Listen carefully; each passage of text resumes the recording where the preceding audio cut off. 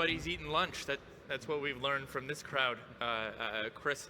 First, big round of applause for Josh back there who just walked off. He'll never get enough praise for what he does as an MC on the stage. Big round of applause for Josh. And then for the whole WebSummit team, Patty's out in front. He's done a great job. He's got a great team behind him. They'll never get enough praise behind the stage, making all this happen to bring you here. So big round of applause for the WebSummit team. Awesome. Wow, look at all these. We are popular. That's how I feel. I think you are. No, so this is Chris Farinacci. Let's have you take a seat here. It's so good to see you. Busy man. And for the uninitiated, I want to jump right in, Chris. Sure. For the uninitiated, Chris, you're CEO at Asana now, but before that, you were running Google Cloud, and it begs the question, why leave such what I'm hearing is a well-funded monopoly that treats people so well with all the free food and activities for a scrappy startup back in the day? Well, first of all, I didn't run the whole. I was the CMO of Google's cloud business for 5 years, and I loved it. It was kind of my dream job. It was a great company. I've been at Asana 4 years as COO, and the reason I'm at Asana is largely the business problem, the mission. This problem of work about work, of people spending a soul-sucking amount of time on work that doesn't roll up to their goals and purpose, for developers coding and marketers marketing and reporters reporting, and the opportunity to help people spend more time on work that actually matters is why I'm here. Yeah, and you use the term soul-sucking. It almost makes Asana sound like a religion, but setting that aside for a bit, Chris, you have some news for the audience as well. Yeah, well, we just released something called the Anatomy of Work, which is just some research we commissioned to 10,000 knowledge workers, and I thought it'd be a great opportunity to sort of tee this up and share some of the highlights. And it's very consistent with a lot of the data we've seen from our customers, and we've seen from the McKinseys and Bains and all those guys in the world. And so there's a few takeaways I thought I'd highlight. One is that today, information workers, and this is across knowledge workers across 6 countries, spend more than 60% of their time on what they call work about work. So trying to coordinate, and I'm sure this resonates with most folks in the room, trying to coordinate, figure out who's doing what, when, and why, if things are going to fall through the cracks, reacting to email and notifications from a growing number of tools, and that sort of growing exponentially, duplicating work, and just trying to get the team on the same page. So 60% work about work. 40%, less than half our time, is generally spent on actual work. And by actual work, meaning the work that actually rolls up to the goals and purpose of the company, things like strategic planning, creative work, skilled work, the reason probably you joined the workforce, maybe it's the thing you thought of as a kid when you'd go work, the thing you thought you'd spend most of your time doing in your job descriptions, only kind of 40% of the work today. And just one or two other takeaways I found interesting. Generally, the knowledge workers feel that 2/3 of meetings are unnecessary, 1/3 is sort of valuable. Pick your number, but just directionally, that makes a lot of sense to me.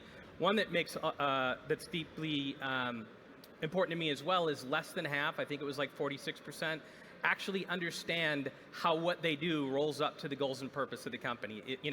If it matters, and directly how and why it matters. And then lastly, more than 10% in retrospect, people spend their time doing duplicate work, whether they realize it at the time or not. So that's like 4.5 hours a week. I think it's like 200 hours a year doing things that other people have already done or are already doing. Certainly, Chris, and that's just, it's a lot of statistics. A lot of stuff. And so I want to unpack each one. And one thing I'll do, just a bit of housekeeping.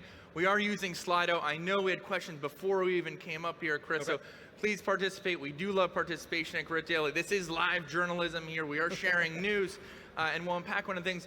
One thing that's on our mind, just going back to soul-sucking, just to encompass that, rather, I should say, these activities that seem wasteful, the duplicate work, to repeat it back to you. The 2/3 of meetings that when people are surveyed, they find wasteful, Chris, that's what you call soul-sucking. Is that work about term? work, yeah. Yeah, so let's drill down on those meetings.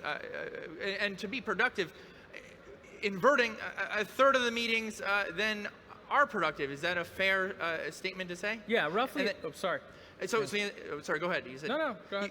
So I think I heard you say yes? Yes. Okay, great. So what is going on in those meetings? Since this is a study of anatomy, Let's take a look inside. So, I mean, I'm guessing this resonates with most of you, I should ask. Most of the time, or the majority of meetings are people trying to figure out, teams trying to figure out, are things going to be done on time? Who's doing what? Is work falling through the cracks? Getting the team in sync, getting them on the same page and that kind of thing.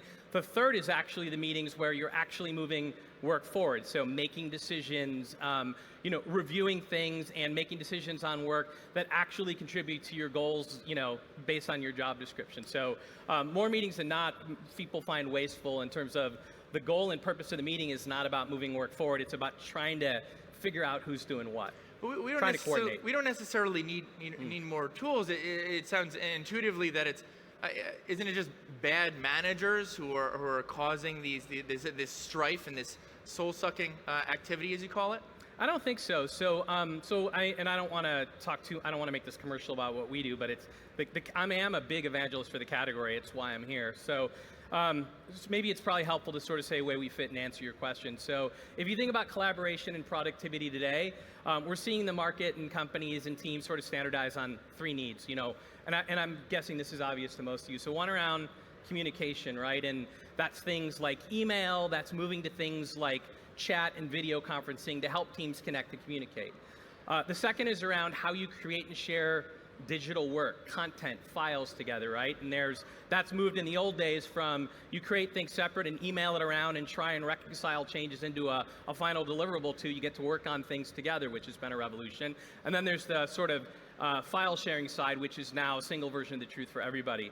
This third category, which we're in, and which has really taken off, like we're seeing tremendous growth for the category, tremendous growth as a company, is around coordination and helping teams understand at any given point in time who's doing what, providing a real-time system of clarity so that if you know what's going on, you don't have to spend time figuring that out. You can spend a lot more time on the work that actually matters. And we've got, millions of teams using the product today in 195 countries, really just focused on that coordination element and freeing them up to spend more time on the work that matters. Certainly, well, that might be true. Some of us in the audience are still skeptical. On our minds, Sure. It sounds like this might just be, this category, not just Asana, but category tools might just be yet another software tool. Sure.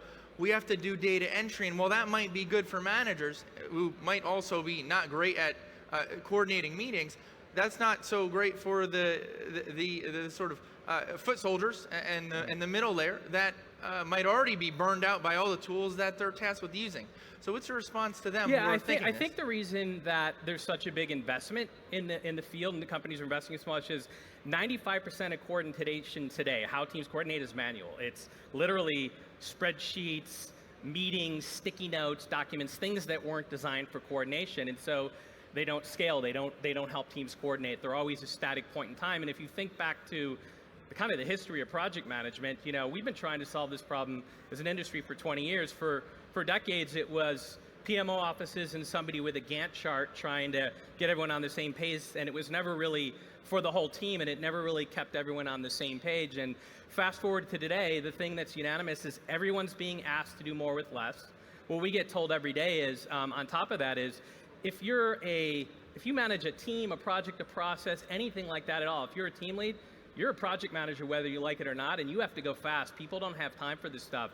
So if they can have clarity and the softwares or tools or platforms can help provide that clarity, that frees them up to spend time on their actual work, on the tasks and the priorities that actually move your job forward. And again, if you're a marketer doing marketing instead of meetings trying to figure out who's doing what, if you're a reporter actually writing stories and reporting versus all the time you spend trying to coordinate. Sure, certainly, and we could set aside media as a category or industry that uses the tool, but specifically there must be certain limits of maybe who should be thinking about this. Certainly a two-person team, perhaps. So at what point should some of the startups here be thinking about actually using any sort of like project management tool like this?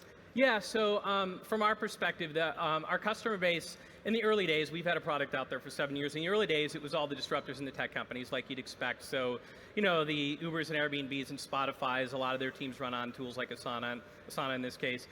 Over the last few years, we've seen this go a lot more mainstream. So, and I'll answer your question directly, but, cool brands, big companies such as Sony Music, Disney, Viessmann, AB InBev, they're all customers that are using the product. And what's interesting is, while it's true that the bigger the team, the more complex and more globally distributed the team, the harder it is to stay aligned and the harder it is to coordinate. It's absolutely true for small teams. So the vast majority of our customers are actually teams of sizes 2 to 10. And again, it's more than 1 million teams using the product, and the vast majority are small teams. And it's still hard to stay coordinated. Even in the beginning, when you're a few people in the same room, people are remote, people are moving all the time. You're not always in the same place, and you don't want to interrupt people with conversations. You want to let them do their work. So, and the last thing I'll say is, big customers all start as small teams. The way that people are adopting technologies like this these days is bottoms up, team by team. It's not sort of the old school top down, some executive decides and forces it on everybody. People don't have time for that. They're using what works right now, and then it sort of grows from there. Certainly, and I want to go back to the news that you had to share on the anatomy of work, because earlier you rattled off some statistics, but they were super key. So I want to work through them sort of one by one. If there's just one takeaway from all this funds that you spent to do this research and survey all of these people, what is the one nugget that you want to make sure we walk away from this research that you did? Good question. A couple resonate with me, but I'll just give you one. So most people resonate. What resonates with most people is how much time they spend on work that doesn't directly move their jobs forward or their careers forward.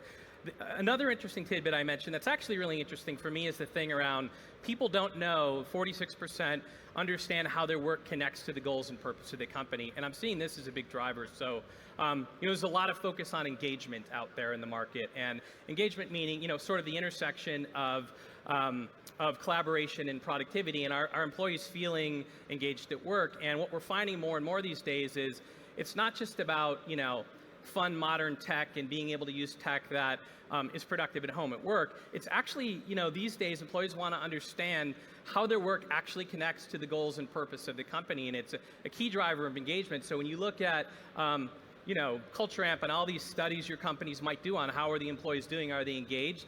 More and more we're finding that a key, if not the key driver of engagement is people want to work on stuff that matters. They want to know they're having an impact, which means they want to know their work matters and how it ladders up to the goals and purposes of the team or the division or the company. And we're seeing that as a huge driver for what we do. Sure, and there's another part of the study that you mentioned earlier that I want to go to, but I do want to pull up Slido so we can get some participation from the audience and take a look at those after this question. And that specifically is one of the things you said earlier is that roughly 90% of people think that they're working more or harder than the other people on the team, which just sounds to me like a bit of a Lake Wobegon.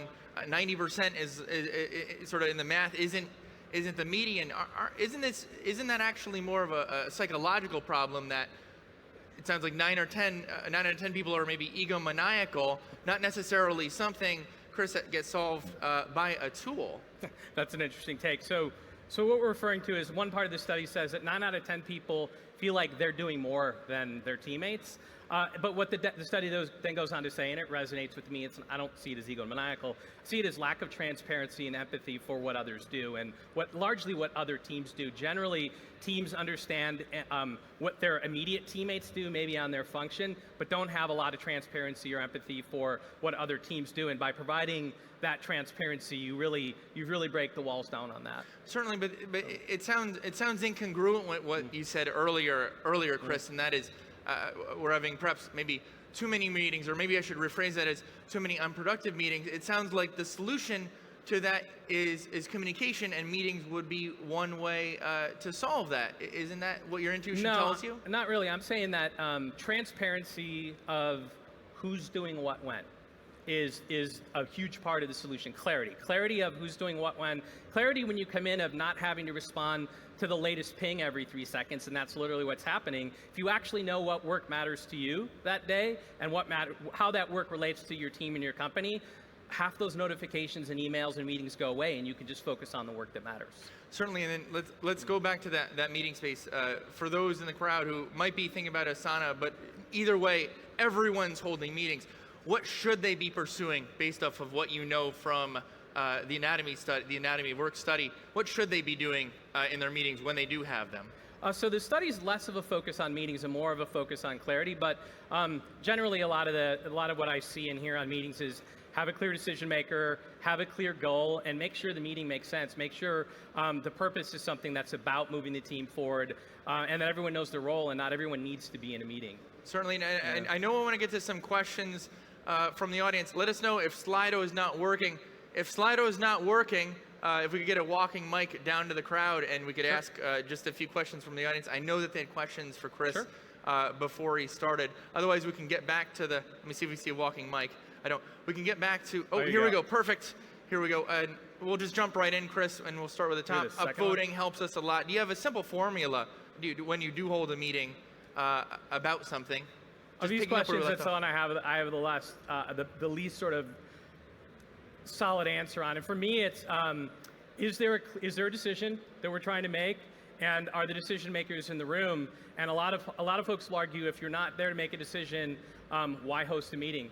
Because a lot of meetings are about status updates, and it's a lot of those status meetings that can be handled async and offline. So generally I see you're able to not get rid of, because a lot of times meetings are good and dialogue's good, but a lot of those meetings that are just about status, those can be handled async, and the meetings that are literally about decisions and moving forward tend to be the higher value meetings. So heavy on the questions on meetings this trip, but we'll roll bit down the list. And one thing that I'll do is I'll volunteer that I use Jira at a former startup at 3D food printing company BHacks, one that I was at earlier. We did abandon it to the question, what do your customers tell you is different about Asana that differs from Jira and some of the rest that, for example, I might have used in the past? So the main thing is that I'm going to do the founder's story in 20 seconds because I think it's super interesting. So our founders are one of the the CTO, one of the co-founders of Facebook, and another guy. And this is maybe 10 years ago when Facebook was growing really fast,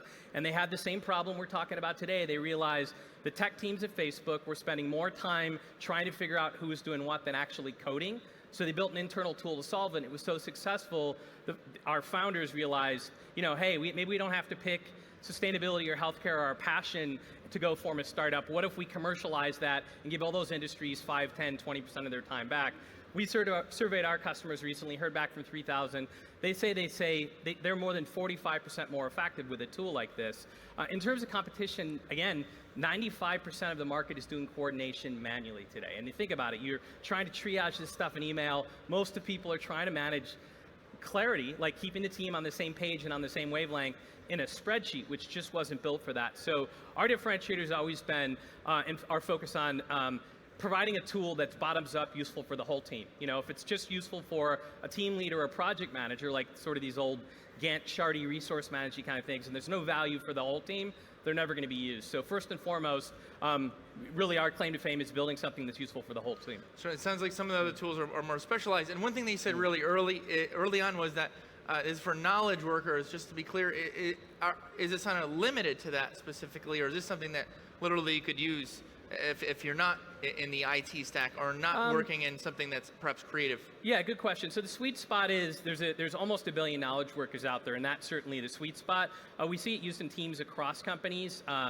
Marketing teams are really popular because there are no standard tools for managing events and campaigns and editorial calendars and those kinds of things. But we see traction in product and sales and operations and lots of cross-functional use cases as well. Certainly, that's all the time that we have.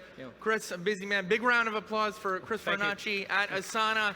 Thanks. Sorcerer at Asana, preventing soul sucking. I'm Jordan French with Grit Daily. Until next time.